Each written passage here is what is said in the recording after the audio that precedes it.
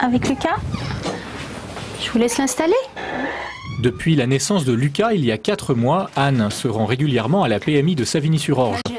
Au-delà du suivi médical qu'offre la PMI, c'est aussi un lieu d'écoute où bon nombre de jeunes mamans viennent se rassurer, chercher un soutien et des réponses à toutes ces nouvelles questions qui se bousculent.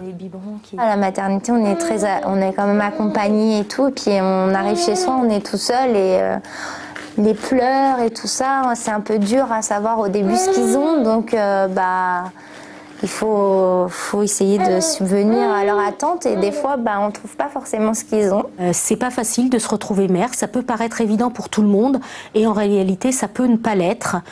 Tous les milieux peuvent avoir des difficultés, donc c'est vraiment par rapport à ça qu'on va travailler.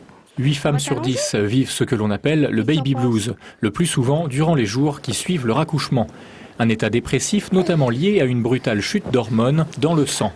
La jeune maman passe alors du rire aux larmes, des sautes d'humeur déroutantes qui conduisent même 10 à 15% de ces femmes vers une dépression plus importante.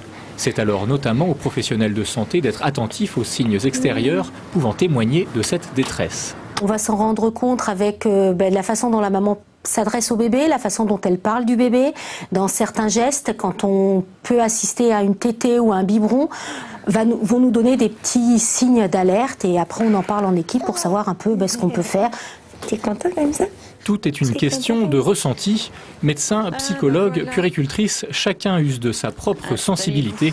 Le but étant toujours de permettre aux jeunes mamans de rompre avec un certain isolement et de pouvoir parler librement.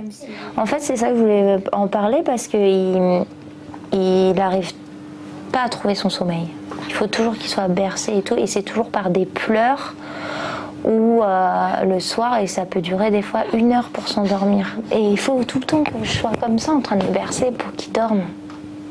Alors d'un moment, il faut surtout que vous soyez tout le temps là, c'est ça? Ouais. Être maman est donc plus qu'un travail à plein temps pour lequel bon nombre de qualités sont requises, mais aucun diplôme n'est exigé. Encore une chose, à l'heure actuelle et malgré de multiples pétitions, les bébés sont toujours livrés sans le